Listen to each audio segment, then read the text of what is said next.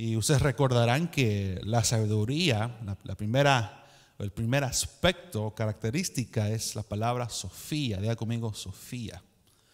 Sofía, de nuevo declara, dice, es conocimiento de las cosas tanto humanas como divinas y de sus causas. Es algo teórico, es un conocimiento que Dios le da al hombre en el nivel secular, aún en el nivel espiritual. Yo siempre le digo, it's a win-win scenario. Nos beneficiamos y otorgamos ese conocimiento y lo trasladamos a otros para que puedan ellos entender el propósito de Dios para nuestras vidas. Y ustedes recordarán que Corintios habla que el Espíritu Santo es el mensajero que va a la profundidad de los pensamientos de Dios y nos hace revelar los tiempos que estamos viviendo, las inclinaciones que el Padre quiere derramar o las intenciones que Él tiene para nuestra generación y la venidera. Y es una virtud muy hermosa. Diga conmigo, Sofía. El segundo o la segunda virtud es la palabra phronesis, PH, no con F, sino PH, phronesis, y que es sinónimo a prudencia. Ahora, esta característica, dice de nuevo, es una virtud que consiste en lo que debería ser y no debería ser un individuo. Está asociado con la conducta y el comportamiento del hombre. Entonces yo mencionaba la semana pasada, ustedes recordarán que uno es capaz de tener conocimiento de Sofía, pero puede carecer en phronesis, que tiene tanto en la cabeza, pero su comportamiento nada que ver con lo que tiene en su mente. O viceversa, uno puede tener phronesis, un buen juicio, uno puede conducirse adecuadamente con la sociedad, con aquellos alrededor, pero puede carecer en Sofía. Entonces es una a la otra, pero también hay de aquellos que llevan las dos. Diga conmigo, yo soy uno de ellos. Somos una iglesia intelectual. Entonces, phronesis es más que todo cómo nos conducimos con la gente alrededor. Y el último es sunesis. Diga conmigo, sunesis. Sunesis es la habilidad de distinguir, la habilidad de criticar, evaluar y formar buenos juicios. Y está asociado a lo que es la coinonía, la unión o el encuentro o un vínculo con otra persona. Ya es un diálogo entre uno y el otro, pero cada quien puede evaluar y ejercer un buen juicio conforme a ese diálogo. Entonces, en todo el paquete de la sabiduría encontramos esas tres categorías: Sofía, phronesis y sunesis. Son tres aspectos que nosotros vemos en la palabra y que es un paquete completo que Dios otorga, que Dios da a aquel que anhela adquirir sabiduría. Ustedes recordarán que el libro de Santiago dice que si alguien carece en sabiduría, ¿qué dice lo siguiente? Que le pida a Dios y Él derramará abundantemente de esa sabiduría sobre uno. Y ustedes recordarán que en los días anteriores que esta sabiduría, el único precio es poder nosotros entender que la sangre de Cristo nos ha redimido, creer en la existencia divina, creer de que Jesús es el mediador hacia el Padre y que Él es el que anula nuestras deudas por la sangre de Cristo. Y gratuitamente uno recibe este conocimiento de parte de Dios. Es un conocimiento impresionante, muy hermoso, y es un conocimiento o un paquete exclusivo solo para la iglesia o todos aquellos que forman parte del cuerpo de Cristo. Sin embargo, usted sabe que en los institutos que estamos nosotros viviendo ahora en día, si alguien quiere ir a la universidad o desarrollar una carrera o integrarse en un instituto, pues, hay pagos que hacer. Aunque está la excepción que yo mencionaba hace algunos días atrás, que algunos pueden recibir una beca totalmente pagado por el gobierno, por el Estado. Ahí está la excepción. Pero la mayoría es cuando uno es recibido en el día de su graduación, de su ceremonia, recibe los aplausos, recibe el papelito con su título y su profesión, pero al final hay deudas que pagar después. Pero con Dios es todo lo distinto. Uno puede ser intelectual porque lleva el mejor maestro llamado Espíritu Santo. Es el mejor consolador. Es el producto, digamos, superior, o el ser superior que camina aquí en la faz de esta tierra. Y no hay nadie que lo puede superar, no hay nadie que pueda alcanzar la sabiduría, el conocimiento que el Espíritu Santo puede acceder por el Padre. Uno dirá, bueno, pero Sócrates, un hombre prominente, anduvo por acá, es cierto, anduvo Pilato, el otro, Aristóteles también se llamaba, hombres que en su época, en su tiempo, ellos presentaron una sabiduría que sí picó los oídos, una sabiduría humana, mejor dicho, si lo puedo yo poner de esa manera. Pero diga conmigo, el Espíritu Santo es el mejor profesor que hay, y Él está aquí con nosotros. Y Él está también cuando uno entra a su dormitorio y comienza a abrir los 66 libros y comienza a leer, a dialogar en lo que dice la Escritura. Ahí uno también aprende de cosas tan hermosas que el Espíritu Santo accede por el Padre. Esto es nomás un recordatorio que, de los días lo que estamos hablando. Ahora, me llama la atención de algo, porque en mis manos tengo una encuesta que se hizo hace 4 años atrás. Y bueno, yo sé que del 2014 al 2018 los tiempos han pasado y las cosas cambian, las circunstancias progresan de una manera u otra dependiendo de cómo la sociedad se está adecuando a las costumbres de hoy. Pero en esta encuesta encuentro yo, o dicen acá, dan un resumen de las 5 generaciones del pueblo de este país, no internacionalmente hablando, sino la población de este país. Y aquí nos dan una comparación y un contraste de los participantes de aquellos que se congregaban en los últimos 90 años. Y les quiero dar esta información para que ustedes lo puedan tener en su cuaderno. Aquellos que traen su cuaderno, o si no su teléfono, lo pueden ahí escribir. Y aquellos que me ven por internet también pueden aprovechar esta información.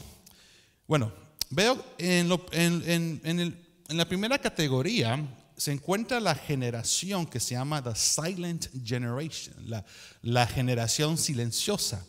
Son aquellos que nacieron en el 1928 a 1945. ¿Hay alguien aquí que nació entre 1928 y 1945? Menos que no, ¿verdad? Pero vea esto, muy interesante. En los Estados Unidos, el porcentaje de evangélicos era el 30%. Hablando solo en los Estados Unidos, el 30%. Y el porcentaje de ese tiempo de aquellos que no se afiliaban o no se congregaban en una iglesia era el 11%. Bien callados están todos. Uno dice, pues es un buen número, pastor, es un número pues razonable, ¿no? No quiero que no hay ningún problema. Ahora, ¿por qué se llaman la generación silenciosa? Porque después de la Primera Guerra Mundial, que eso fue en 1914 en adelante, lo que es después de la guerra, mucha gente quedó afectada por el devaste que hubo, la destrucción que se dio en ese tiempo. Entonces la gente en sí aceptó las circunstancias de la vida y la realidad, y lo único que les quedaba era marchar hacia adelante, seguir hacia adelante. Ahora, repito, en ese tiempo era el 30% de evangélicos en los Estados Unidos y 11% que no se afiliaban, que no creían en el cristianismo. Ahora, sigamos con la otra generación. La otra generación se llaman los baby boomers. Y los baby boomers son los que nacieron en el año 1946 a 1964. ¿Alguien aquí nació entre esas épocas, 1946 al 1964? Que no le dé vergüenza, que aquí todos somos jóvenes en espíritu. Bueno, ve esto. El porcentaje ya en ese tiempo, después de la guerra mundial II, de 30% bajó a 28%. Dos números nomás. Y de 11% de los que no se congregaban o no pertenecían a una iglesia, de 11 subió a 17%.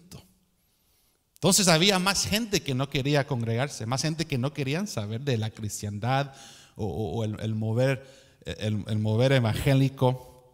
Y vemos que mientras un número comienza a reducirse, lo que es la participación de congregarse comienza a desvaluarse. Igual, más gente no quiere ir a las iglesias.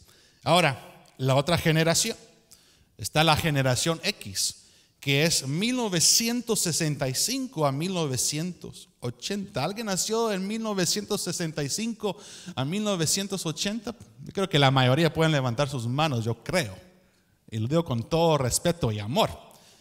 Bueno, el porcentaje de evangélicos protestantes bajó a 25%. Entonces, de 30 a 28, y con esta generación a 25. Y el porcentaje de los que decidieron no participar en ninguna iglesia subió de 17 a 23%. Imagínense, la cosa va peor cada generación, ¿sí o no? Viendo en esta encuesta que encontré. Ahora, viene la última. Está la generación milenial. Pero aquí lo dividieron en dos partes. Está la generación milenial de los mayores que nacieron del 1981 a 1989. ¿Alguien de esa edad? Yo levanto mi mano, yo soy del 85. Soy the older millennial, el milenial mayor que le llaman. Ahora, en ese tiempo dicen que los congregantes, los evangélicos protestantes, llegó una vez más a reducirse a 22%. De 25, otro bajón a 22. Y de 23% de la población que no querían congregarse, no participar en ninguna iglesia, de 23, ¿cuánto cree usted que subió? Casi le pegaste, mi hermano. 34%. Imagínese, del 1928, que era nomás el 11%, es un número muy, muy bajo. Ahora, en el tiempo que yo nací, llegó al 34%. Ahora aquí viene el último.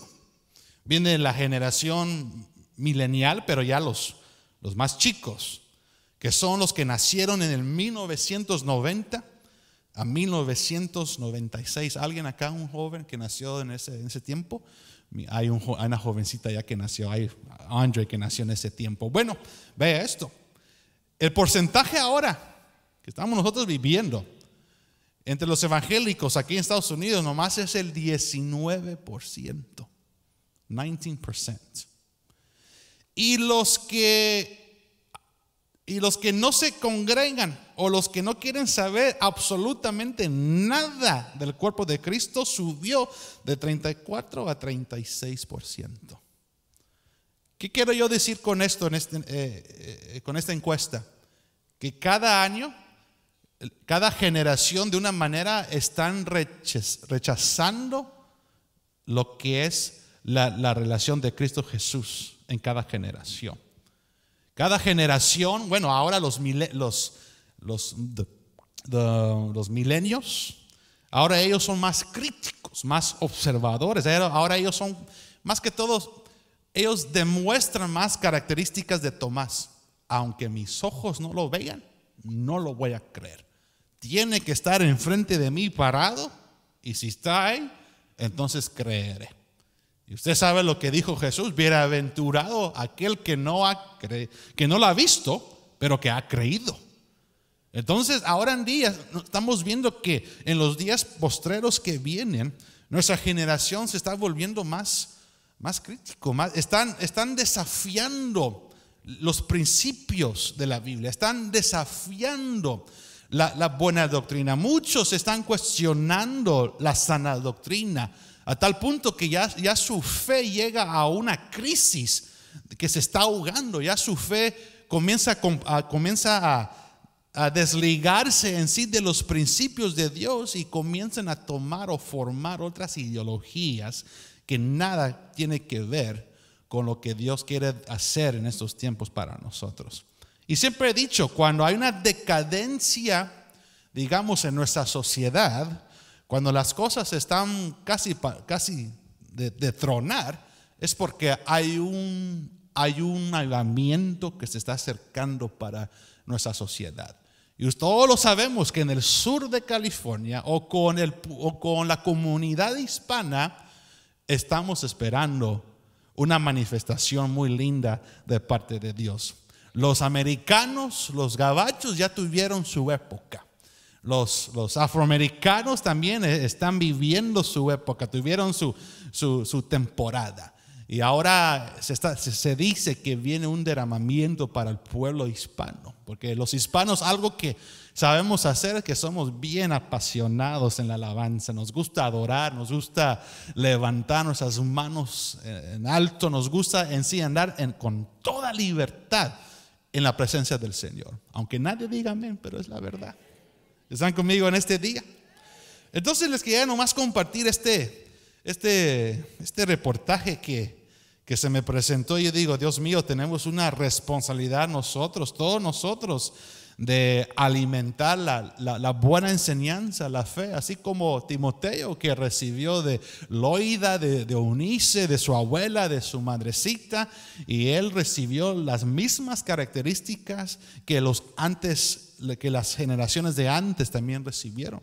Es nuestra responsabilidad de poner la buena semilla en la generación venidera. Y no podemos en sí solo depender de lo que es la iglesia, porque la iglesia solo tiene al pueblo, a los jóvenes, a los niños ciertas horas durante la semana. Pero en sí, ¿él sabe dónde comienza el fundamento de la buena palabra? Sentado en la mesa cuando está cenando con sus hijos y con su esposo y con su esposa. Ahí es donde uno comienza a meterles la buena palabra, meterles, digamos, la buena ética, los buenos principios, los morales que usted y yo hemos recibido, hemos heredado por nuestros padres y también por la buena palabra. Ahora, ¿por qué les digo esto? Porque se me hace tan irónico, se me hace un poco ridículo de que cuando uno lee la palabra, cuando uno se da cuenta de estas virtudes que es dada para la iglesia, como que el ser humano no en sí entiende que la fuente del éxito, la fuente de poder proyectarnos a un futuro seguro y divino se encuentra en la palabra del Señor.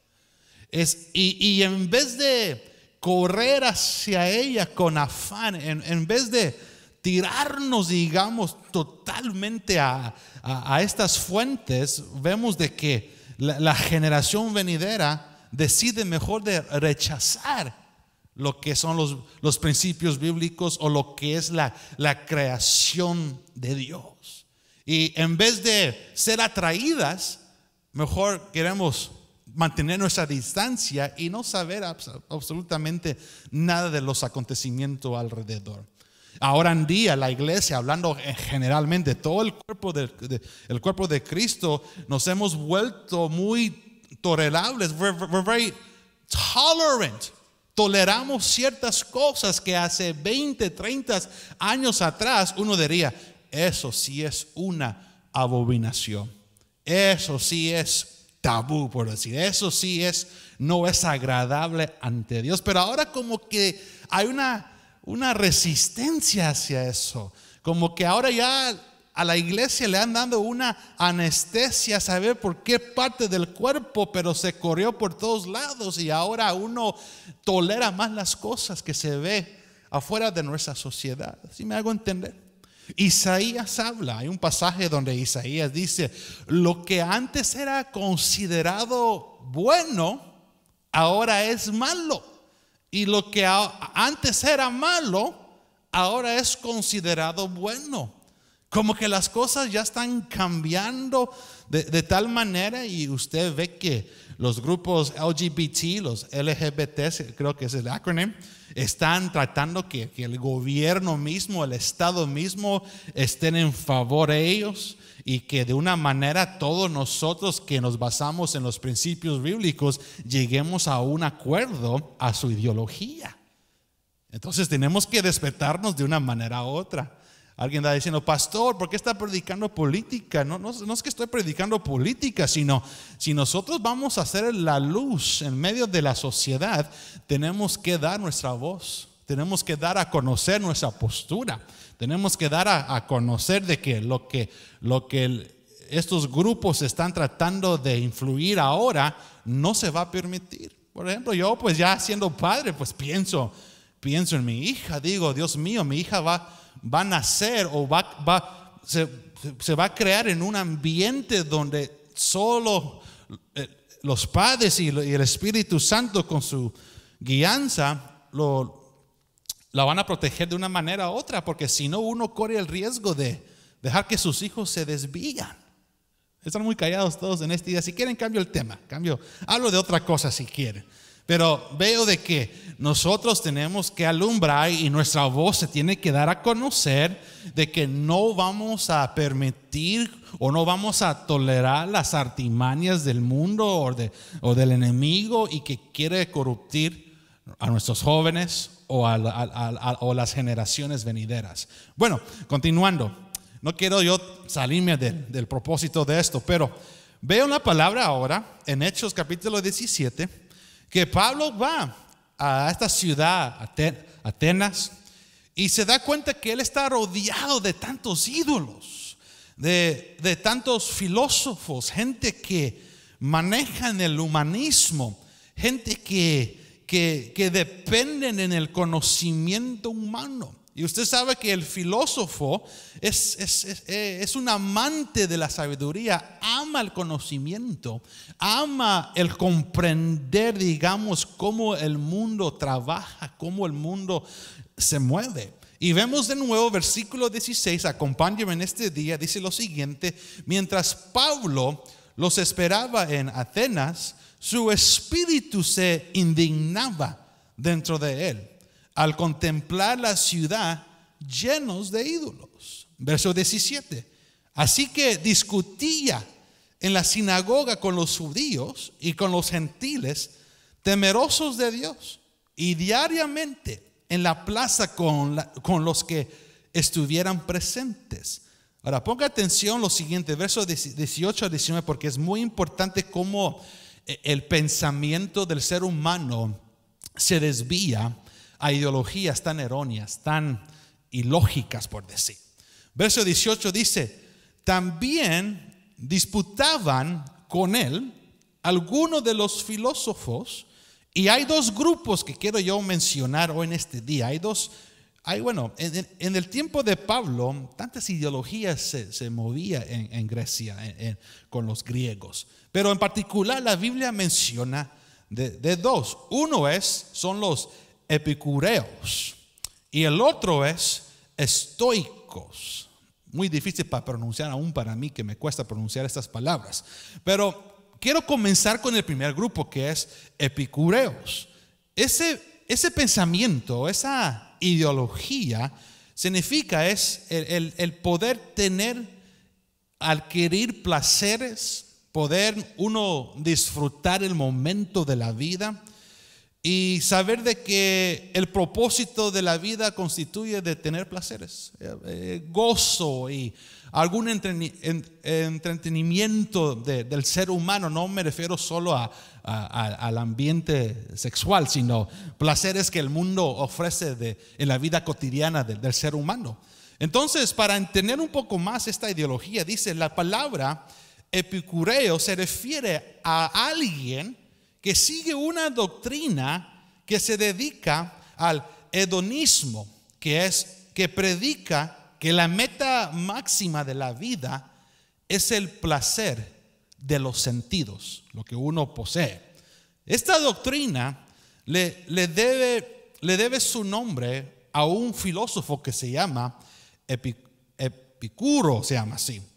Un filósofo griego que vivió entre los años 341 y 270 antes de Cristo. Cuando pienso en esta doctrina, lo que a mí me muestra es el liberalismo. Lo que me muestra es, pues aquí todo cuenta. Lo que me muestra es el pensamiento que el ser humano está tratando de integrar en la iglesia o en esa sociedad que estamos viviendo. Hay una religión, hay un movimiento que se llama New Age. No sé si ustedes lo han escuchado, nueva era, donde dicen, bueno, todas las religiones pues son parecidas. Todas las religiones, aunque tengan sus distintas doctrinas y aunque cada quien tenga su pensamiento distinto, al final todos vamos a conectarnos con el mismo. Y sabemos que no es así. Todos dicen, no, que hay muchas maneras de cómo llegar al Creador. Que hay muchas maneras de cómo llegar, digamos, a nuestros orígenes espirituales. A tal punto que dicen, bueno, hay ciertos atajos, hay ciertos métodos que uno puede alcanzar. Pero usted sabe que la Biblia, que es la palabra inefable de Dios, autoritivo, la Biblia que tantas generaciones durante los años han tratado de eliminar la Biblia, pero no han podido. Y dice en Juan capítulo 14, 6 que Jesucristo es el camino, que dice es la verdad y la vida, y que no hay nadie que se puede acercar al Padre si no es a través de su Hijo amado. Él es el mediador, Él es el acceso hacia la eternidad y no hay otro acceso. Pero en este mundo que estamos viviendo aún, puedo yo decir que hay cristianos muy casuales que se llaman cristianos, pero que ellos están expuestos o se dejan llevar por otras doctrinas o ideologías que no concuerda con la sana doctrina que usted y yo llevamos. ¿Sí me hago entender?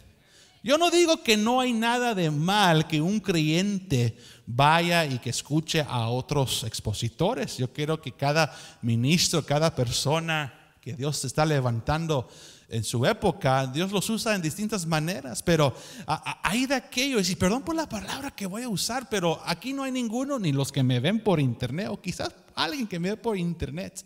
Hay de aquellos que se prostituyen, que comen de acá, comen del otro, y no han investigado si realmente si el fundamento lleva una similitud conforme a lo que la palabra nos enseña o lo que la palabra nos dice. ¿Sí me hago entender? Yo no digo que uno no puede ir a escuchar a otras fuentes. Está en su derecho si quiere, pero tampoco seamos tan imprudentes a no por lo menos investigar y ver realmente si el fruto es bueno. Porque a veces nos enfocamos si el árbol si se ve bien y si tiene buenas hojas, y a veces queremos ignorar el fruto, nomás nos movemos por la apariencia, pero tenemos que probar si el fruto es de alta calidad o no. Si el fruto es amargo, pues uno se da cuenta realmente qué tipo de alimento está comiendo. Entonces ahora en día hay un pensamiento donde hay algunos que creen en Jesús, pero hay algunos que también creen, digamos, en los 1 millón de dioses que el hinduismo provee. Y una de ellas se llama Shiva. Dios lo reprende ese espíritu, pero es una diosa con varios brazos y pies, y la gente la venera. Gente lo dice, no, pues también ella es una manera de llegar a Cristo, pero no es así. Ese liberalismo es lo que está alterando en sí el pensamiento o la perspectiva de una relación genuina con el Espíritu Santo. ¿Sí me hago entender? Entonces Pablo dice que estos epicureos llevan esta ideología, este pensamiento de, pues nosotros vamos a disfrutar los placeres de la vida. Si tenemos vida, no es para desgastarlo, sino si tenemos vida, es para vivir el momento. Es para aprovechar cada temporada que la vida presenta. Pero muchos anulan o no quieren reconocer de que por cada hecho que uno hace hay una buena o una mala consecuencia. Todo lo que el hombre siembra, eso va a cosechar, dice Gálatas. Entonces se requiere una prudencia, se requiere, ¿cómo se llama? Cordura de entender de que, bueno, todo lo que hago desde hoy en adelante me puede beneficiar o me puede afectar, dependiendo qué circunstancia uno está viviendo. Ahora, y vemos que hay otro pensamiento. Vea esto. Leamos una vez más versículo 18. También disputaban con él algunos de los filósofos que ya mencionamos, epicureos y estoicos. Ahora, ¿quiénes son ellos? ¿O qué pensamiento o qué ideología ellos manejaban? Vea esto. Los estoicos llevan un pensamiento de que uno tiene que estar satisfecho con la posición o lo que la vida te presenta en ese momento. Que uno tiene que acoplarse, uno tiene que ser comprensible y entender de que lo que la vida te ha presentado lo tienes que tomar, ser responsable y no dejar que tus sentimientos perturben lo que la vida te ha presentado. ¿Sí me hago entender? Es, por ejemplo, si un estudiante quiso ser enfermera pero no lo pudo lograr y ahora es psicóloga, pero está en eso en su corazón, este pensamiento es ya la vida te mandó a esa dirección, ahora no vas a permitir que los sentimientos alteren en sí lo que la circunstancia te ha presentado en ese momento en la vida. Anúlalo, ciérralo, sé resistente y mantente en el transcurso de lo que la vida te presentó en ese momento. Es el pensamiento de estos filósofos, por ejemplo, que es el mismo que dice estoicismo. Se denomina la doctrina filosófica que practicaba el dominio de las pasiones que perturban la vida, valiéndose de la virtud y la razón. La escuela estoica fue fundada por el filósofo llamado Zenón, que en la época era en el año 301 antes de Cristo. Ahora, vea esto es lo que se me hizo un poco absurdo o no pude entender. La pregunta es, ¿qué llevan en común los dos? Los epicureos y los estoicos. ¿Qué llevan en común? Que son doctrinas que se proponen alcanzar la felicidad. Uno es, llénate de pasiones, haz lo que la vida te ha presentado, disfruta los placeres de la vida y ser feliz. El otro es, la vida te presentó esta circunstancia, este título, ahora ya no te quejes, acéptalo y sé feliz. Es el pensamiento de los dos, pero que al final los dos buscan la felicidad. Y usted sabe que la felicidad el mundo no lo puede proveer. La felicidad un instituto secular no lo puede proveer, sino la verdadera felicidad se encuentra en Cristo Jesús. Él es nuestro primer amor. Él es el que nos amó a nosotros antes que nosotros supiéramos de Él. Cuando estábamos en nuestros delitos y pecados, en lo peor estado, Él puso su mirada. Y digo, aquel que está hecho pedazos, le voy a presentar el amor eterno que yo tengo.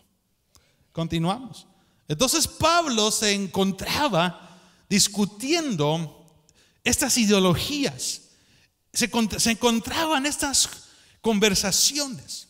Y por último, la Biblia no lo dice, pero yo lo tiré aquí, que sí es una verdad.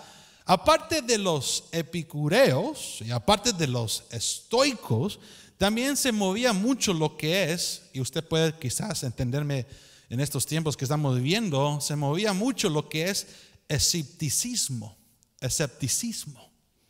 Más que una doctrina, es una actitud o una corriente de pensamientos basadas en la desconfianza o la duda hecha extensiva a todas las cosas, incluido el propio juicio del escéptico. Aún el que razona en su mente también puede cuestionar sus propias dudas. ¿Y cuántos de nosotros en cierta etapa de nuestra vida hemos sido escépticos en ciertas cosas? Que alguien te dice, que te amo y todo, pero puras palabrillas y en sí sus hechos no demuestran. Hay que recordar, love, lo digo en inglés, love is a verb, not a noun. Love es un acto de generosidad. El amor se da a conocer por tus hechos, por tu manera, cómo tú te presentas con tal persona, no por tus palabras. Eso es secundario. Entonces, en Grecia se movían mucho estos pensamientos y otros más que pude yo encontrar, pero obviamente el tiempo es el peor enemigo de nosotros. Pero quiero ir al punto de esto. Pablo anda discutiendo. Pablo se da cuenta que en Atenas, cuando estaba discutiendo con estos filósofos, de repente él está enfrente de un ídolo que se llama Ares. Usted sabe que Ares es el dios de la guerra. Y de repente Pablo se da cuenta en el versículo 22, vaya conmigo a Hechos 17, 22, dice: entonces Pablo, poniéndose en pie en medio del Areópago, dijo: varones atenienses, percibo que sois muy religiosos en todo sentido. Verso 23, esto es bonito, vea esto. Porque mientras pasaba y observaba los objetos de vuestra adoración, hallé también un altar con esta inscripción: al Dios desconocido. Pues lo que vosotros adoráis sin conocer, eso yo anuncio hoy. Vea conmigo, eso hoy anuncia Pablo. Ahora vea esto. Ahora viene la pregunta: ¿cómo se puede adorar a algo desconocido? Y lo que me llama la atención es que estos griegos se jactaban o se elogiaban en su conocimiento o en su sabiduría. Y veo que Pablo, bajo la inspiración del Espíritu Santo, cuando él está escribiendo, él dice en sus cartas, usted lo ha leído en 1 Corintios capítulo 1, por ahí o 2, que dice que la debilidad de Dios es más sabia que la fortaleza del hombre, o que la fuerza del hombre. Entonces está dando un contraste, una comparación, diciendo: si estos hombres se jactan en su poco conocimiento, estos no saben realmente el verdadero conocimiento celestial que podemos adquirir de parte de Dios. ¿Están conmigo en este día? Entonces, cuando Pablo se encuentra en este diálogo, se encuentra discutiendo con estos hombres, veo de que lo que está inscrito, lo que es al Dios desconocido, lo usa como un anzuelo, y usa ese anzuelo para traer claridad a lo que iba después decir de parte del Espíritu Santo y lo que es el Evangelio. El apóstol Pablo apela a esta inscripción para llevar a los griegos al verdadero conocimiento de Dios. Ahora, versículo 24 a 26, vamos a ver algunas características que Pablo da a conocer y acerta sobre el verdadero Dios que usted y yo adoramos. ¿Están conmigo en esta noche?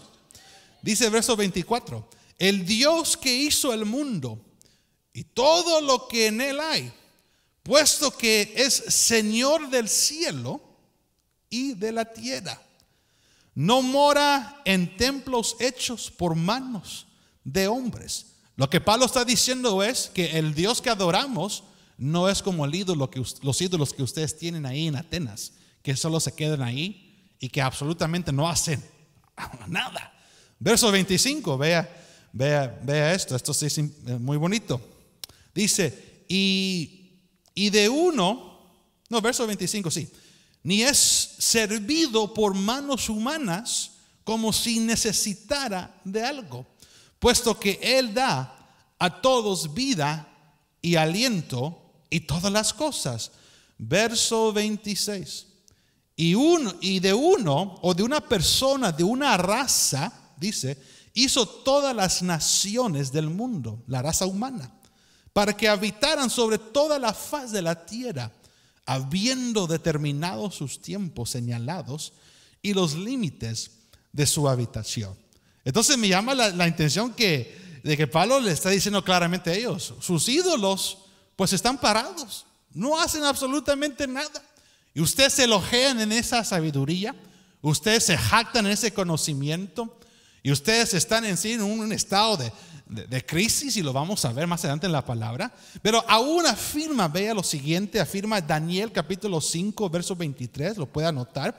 Vemos una parte de ese versículo que me llama la atención. Daniel 5:23 dice lo siguiente: sino que te has ensalzado contra el Señor del cielo, y han traído delante de ti los vasos de su templo, y tú y tus nobles, tus mujeres y tus concubinas habéis estado bebiendo vino en ellos, y habéis alabado, escuchen bien, a los dioses de plata y oro, de bronce, hierro, madera, piedra. ¿Y qué dice lo siguiente?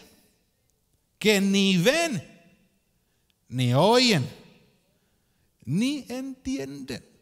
Otra comparación, o otra realidad. Salmo 115, vaya conmigo, Salmo 115, verso 3. Verso 3 al 7, cuando lo tenga, dígame. Salmo 115, verso 3 al 7.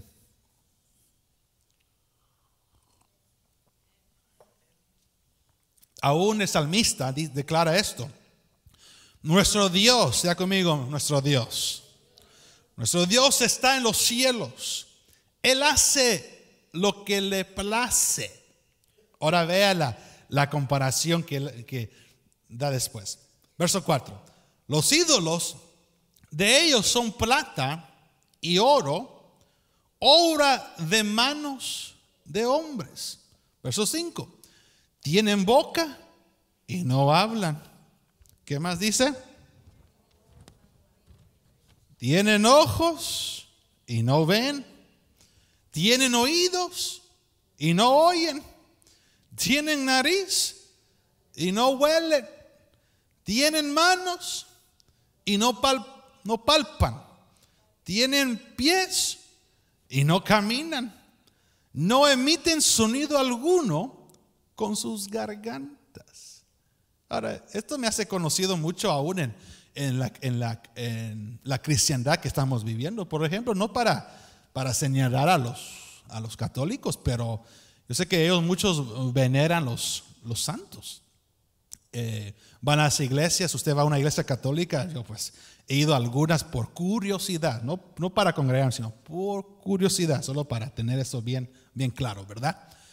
Y en primer lugar, el olor, que no estoy acostumbrado, pero imagino que aquellos que van constantemente como que ya se acoplan con el olor. Eso es uno que no me desagradó. Segundo, de repente miro los ídolos, miro los santos, miro los angelitos, y en vez que le dé uno gozo y alegría, imagínese uno ahí solo de noche, se va a atemorizar, ¿sí o no? No se va a sentir bien. Digamos, estando aquí uno dice, me siento rico en la casa del Señor. Bueno, yo les cuento, yo a veces durante la semana, pues yo trabajo aquí, ¿verdad? Y durante la semana, durante el día, este lugar está vacío. Y a veces yo me pongo a caminar aquí, a hablar con el Señor, las luces apagadas. Y yo sé que estoy en las manos del Señor. Y no me entra ningún temor, ni comienzo a pensar de la Llorona o de la mujer vestida de negra, que muchos dicen que lo han visto. Yo no lo he visto, pero si lo ven ahí me cuentan después. Y aquí ando caminando y tranquilo, porque sé que en este santuario aquí reposa el Señor. Aquí no hay ningún ídolo, no hay ninguna una imagen que me va pues a hacer enchinar los cabellos. Bueno, lo poco que me queda, ¿verdad? Pero cuando uno va a ciertas iglesias que llevan ídolos, llevan santos, y digo, ¿cómo uno puede decir que es la casa del Señor cuando dentro de él está todo atemorizado? Es absurdo. ¿Sí me hago entender? Y uno comienza a venerar a los santos, uno comienza a mandar sus indolencias. Dice, no, pues mando esta oración para que saquen a mi madrecita del purgatorio, de cosas purgatorio le llaman. Y uno manda ahí, le claman a los santos, le ruegan a los santos, por favor piensa fulano de tal. Y uno piensa que mandando sus indolencias va a decir, bueno, van a sacarlo del purgatorio y lo van a llevar realmente con el Padre. Pero la cosa no es así de conmigo, no es así. Cristo es el mediador entre Dios y los hombres. Hubo un padre que dijo, bueno, si Cristo es el mediador al Padre, nuestra Santa Madre tiene que ser el mediador al Hijo. Así, hay una dogma, no recuerdo bien el año, pero hay una dogma, un decreto que se declaró eso en el Vaticano para la Iglesia Católica. Y hay gente que cree en esos pensamientos o cree en esa teoría, o sea, esa teología, perdón. Pero regresando, entonces dice verso 26. Y de uno hizo todas las naciones del mundo para que habitaran sobre toda la faz de la tierra, habiendo determinado sus tiempos señalados y los límites de su habitación. Ahora, verso 27, esto es muy importante porque aquí quiero yo cerrar con brecha de oro en esta noche. ¿Sí me regalan unos 5 minutos? ¿Sí todos? Levanten sus manos que me regalen. Bueno, ya tengo ya 15, 20, 25, ya con cada quien, ya otra hora. Gracias por su paciencia conmigo. No se crean, vamos a terminar temprano. Pero dice lo siguiente, verso 27, esto es lo que me llama la atención. Hechos 17, verso 27. Dice, para que buscaran a Dios. Ya conmigo, buscar a Dios. Pero con ganas, buscar a Dios. Ahora, dice, para que buscaran a Dios, si de alguna manera palpando le hallen, aunque no está lejos de ninguno de nosotros. Esto ya Pablo dando su discurso en defensa del Evangelio. Y verso 28 dice, porque en Él vivimos, ya conmigo, en Él vivimos, nos movemos y existimos. Hay otra versión que dice, déjeme encontrarlo, dice, porque en Él vivimos y somos. Ya conmigo, somos. Ahí cambian las cosas. Ya da otra perspectiva en sí lo que es la esencia de Dios sobre nosotros. Y la relación que usted y yo tenemos con Él. Es un Dios vivo, un Dios santo. Es el Padre celestial soberano. Y no hay otro que lo puede alcanzar. No hay otro Dios que puede llegar a la igualdad del Dios todopoderoso que usted y yo conocemos. Pero regresando, verso 27 dice, buscar a Dios, o que buscaran a Dios. Ahora, con ese pensamiento, vaya conmigo a Romanos capítulo 1. Porque en Romanos capítulo 1, vemos en todo ese capítulo que cuando el apóstol Pablo está narrando o dando esta información tan hermosa que usted y yo hasta el día de hoy tenemos la facultad de leer, vemos de que la audiencia del capítulo 1 no es a la audiencia de los creyentes, sino es a la audiencia de la humanidad. Y vemos cómo Dios, desde el principio, desde el inicio, cómo Dios puso intencionalmente ciertas creaciones o factores para que el ser humano en su sentido común o en sus 5 sentidos puede él decir, la verdad que hay un Dios vivo, hay un creador. Quizás no lo conozco, pero hay un creador, porque todo lo que se ha dado hasta el día de hoy no llegó de la nada. La Biblia dice que Dios es el único que de la nada hace algo. ¿Sí me hago entender? Entonces, Romanos 1, verso 18, cuando lo tenga, dígame. Vemos que Dios se quiere dar a conocer al ser humano, pero el hombre ha ignorado a Dios o ha negado a Dios. Y verso 18 dice lo siguiente: porque la ira de Dios se revela desde el cielo contra toda impiedad, injusticia de los hombres. Ya conmigo, hombres. La palabra hombres es, si no estoy mal, se dice anthropos, que es asociado a anthropology. Anthropos, que es, y no me va a dejar mentir, quiero que tenemos allá a nuestro querido Mike, que está estudiando esa carrera, pero es el estudio de la cultura, es el estudio del comportamiento del ser humano, de cómo interactúan entre otros. Entonces vemos de que Dios ha querido manifestarse al ser humano, al hombre, para que el hombre busque en sí la guía a la salvación eterna. Y dice lo siguiente: injusticia de los hombres, que con injusticia restringen la verdad. ¿Dónde me quedé? Verso 20. Ve esto. Verso 19. Porque lo que se conoce acerca de Dios es evidente. Diga conmigo, evidente. Es notorio, es tangible. Dice, porque lo que se conoce acerca de Dios es evidente dentro de ellos. Pues Dios, diga conmigo, Dios se los hizo evidente.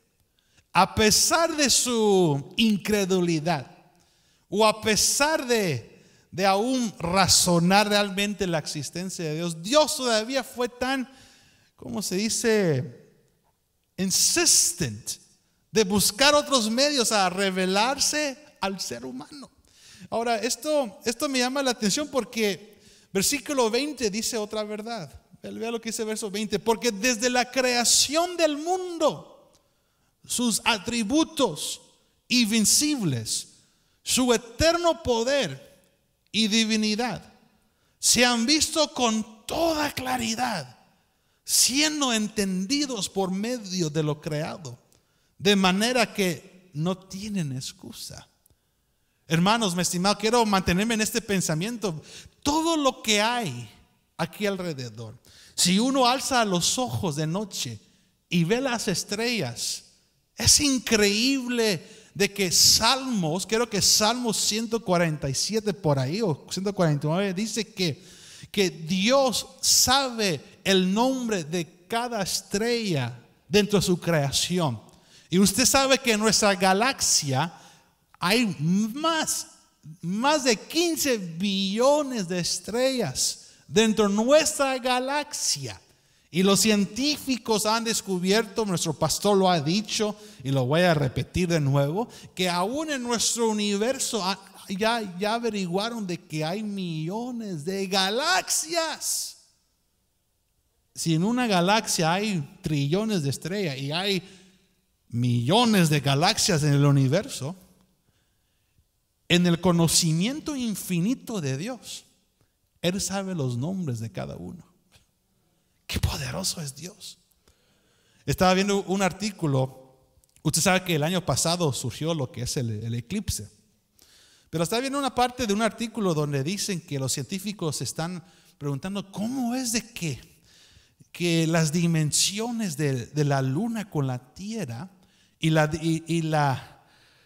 aún la dimensión, the length del el sol con la luna, cómo es de que se puede dar esos eclipses donde la luna es capaz de tapar el sol en su totalidad y poder nosotros ver, digamos, que la luna está al mismo tamaño del sol. Es increíble la precisión que hay. Y uno dice, no, pues eso llegó de la nada. No llegó de la nada. Dios calculó bien. Por ejemplo, es como el Big Bang. Usted ha escuchado del Big Bang Theory, ¿sí? ¿No? La teoría del Big Bang. No sé cómo se traduce eso en español, si alguien me puede ayudar. Los científicos dicen, no, pues de la densa presión que hubo en un cierto punto, hubo una explosión y de ahí salió el espacio, salió el tiempo y salió la materia, los gases, todo lo que hay. Bueno, yo sí creo que surgió el Big Bang, pero yo sé quién lo provocó. Fue Dios, fue nuestro Padre. Es que el mundo ahora en día, escuchen bien, el mundo ahora en día, ellos quieren saber quién formó a Dios. Pero la definición de Dios hacia ellos es muy diferente a la definición de Dios nuestro. Porque ellos quieren saber el Dios que es limitado por el espacio, por el tiempo y por la materia. Ese es un Dios limitado al mente del mundo. Pero ese es el Dios que usted y yo no conocemos, ni es el Dios que usted y yo adoramos. Porque el Dios a quien usted y yo adoramos no es influenciado por el tiempo, ni por el espacio, ni por la materia. Él está fuera de esas tres dimensiones. Si me hago entender, Él está fuera de esa realidad. Entonces Él decide cómo quiere manipular la física que usted y yo estamos viviendo. Entonces cuando alguien le pregunta, pero dime, ¿quién creó a tu Dios?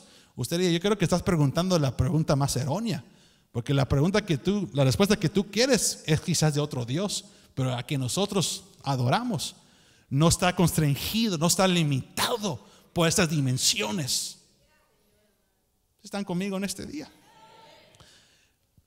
También está lo que es la teoría del fine tuning, que es cuando uno afina, digamos, la guitarra o el bajo. Para que el bajo suene bien, hay que buscar en sí la frecuencia precisa para que tengas las notas que se tienen que tocar. Si no, se va a escuchar mal. No va a ser culpa del músico, pues sí es culpa del músico, pero el bajo no va a poder extraer el sonido. ¿Sabían ustedes de que cuando se dio la explosión, que sabemos que Dios era el que provocó eso, que si la explosión si la velocidad se hubiera, ¿cómo se dice? Desnivelado o se hubiera reducido la velocidad, dicen que usted y yo no estuviéramos aquí hoy en día. Fue tan preciso ese momento que dio la existencia de lo que es ahora. Usted y yo.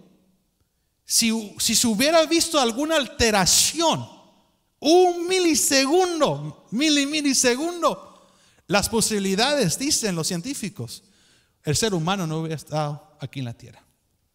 Pero ahí podemos nosotros entender la creación divina de Dios, creativa de Dios. Dios es preciso. Dios llega al tiempo adecuado, al tiempo perfecto. Dios no se demora, Dios no se atrasa ni se adelanta, sino llega en el momento adecuado cuando uno necesita del socorro de Él. Así trabaja Dios, así es como Dios se glorifica, como Dios se mueve. Ahora, ya termino con eso porque ya el tiempo avanzó. Termino con esto. Mientras el ser humano, mientras los ateos andan ahí en debate discutiendo a ver si existe Dios o no, la Biblia me enseña, su Biblia muestra que aún los mismos animales, aún el gato que usted tiene en su casa y los perros que usted tiene en su casa, saben que hay un creador. Vaya conmigo a Job capítulo 12.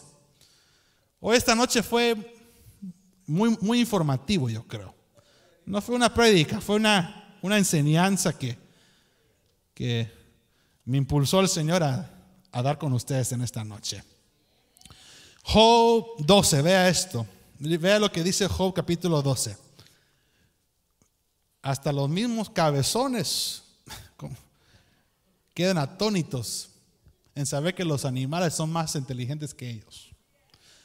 Job 12, verso 7 dice: y ahora pregunta, Y ahora pregunta a las bestias y que ellas te instruyan, y las aves de los cielos y que ellas te informen.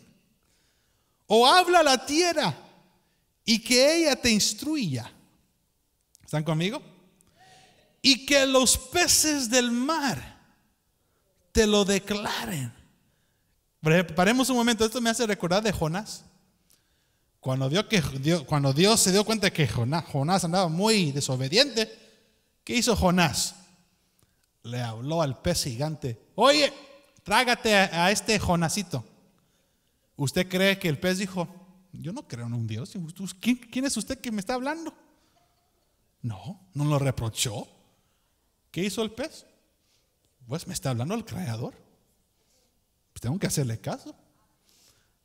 Pues, comerme el ser humano no es algo que como todos los días. Quizás el pez dijo, ¿verdad? Carne humana no como todos los días, pero si el jefe me está diciendo que lo pruebe, una probadita, pues no hace daño, ¿verdad? Y hace caso del pez y se lo tragó. El pez no cuestionó, el pez no dijo: ¿quién es el que me está hablando? Porque a veces los seres humanos, así somos nosotros, ¿verdad? ¿Quién es el que me está hablando? Y a veces somos muy dados a ser engañados por el diablo. Somos buenos para escuchar al enemigo, y cuando el Espíritu Santo te quiere hablar: ¿quién me habló? Cuestionamos, dudamos. Los animales no. Continuamos. Dice una vez más: y que los peces del mar te lo declaren. ¿Quién entre todos ellos no sabe que la mano del Señor ha hecho esto? Que en su mano está la vida de todo ser viviente y el aliento de toda carne de hombre. Verso 11: ¿no distingue el oído las palabras como el paladar prueba la comida? En otras palabras, ¿qué está diciendo este versículo? No puedes tú distinguir la diferencia o darte a entender la realidad de la existencia de Dios sobre uno. Dice: en los ancianos está la sabiduría, en la largura de días el entendimiento. Y verso 13: en él están la sabiduría y el poder y el consejo y el entendimiento son suyos. Termino ya con Hebreos 1:10. Ya con esta me despido, mi hermano. Créame ya. Hebreos 1:10, y calabaza cada quien a nuestras casas. Vea lo que dice Hebreos 1:10. Ya termino mientras los músicos se acerquen al altar. Hebreos 1:10. Un segundo, ya voy por ahí. Ahí está. Están muy callados todos hoy, ¿verdad? Vea lo que dice lo siguiente. Hebreos 1:10. Dice: tú, Señor, el Padre hablando del verbo, dice: tú, Señor, en el principio pusiste los cimientos de la tierra, y los cielos son obra de tus manos. Ellos, dice, perecerán, pero tú, diga conmigo, nuestro Dios, permanece. Y todos ellos, vea la analogía que usa, o la metáfora. Dice: y todos ellos como una vestidura se envejecerán. Verso 12: y como un manto los enrollarás, como una vestidura serán mudados. Pero tú eres el mismo, ya conmigo, Él es el mismo, fue el mismo, seguirá siendo el mismo para siempre. Pero tú eres el mismo, y tus años no tendrán fin. Jesucristo el mismo de ayer, hoy y para siempre. Usted tiene que sentirse más que bienaventurado, porque el Creador le ha iluminado su comprensión. Póngase de pie en esta noche. Padre Dios, he predicado tu buena palabra, he compartido con tu pueblo y con aquellos que nos ven también por los medios de comunicación lo que tu palabra dice. Señor, sabemos de que en tu cuerpo En este instituto divino, aquí adquirimos sabiduría. Aquí adquirimos entendimiento. Aquí podemos nosotros entender los misterios inefables. Misterios que ni las palabras pueden explicar lo sobrenatural de tu grandeza. Con sus ojos cerrados, ¿por qué no le diga, Señor, estoy agradecido contigo, Señor, de que pertenezco a una familia sacerdotal? Pertenecemos a un instituto perpetuo, eterno, que no tiene fin, sino que seguirá para siempre. Y que tu soberanía siempre reinará en todos los siglos.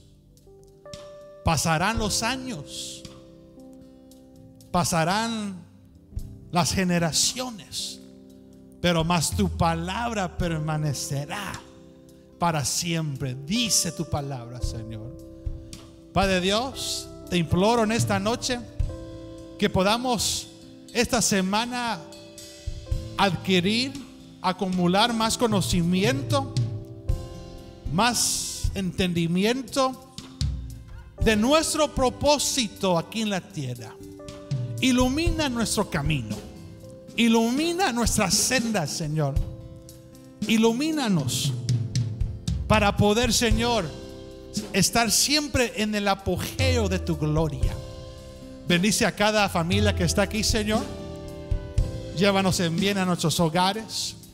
Y como dice tu palabra, que en paz nos acostaremos, así mismo dormiremos, porque solo tú, Jehová, nos haces vivir confiadamente. Gracias, Señor.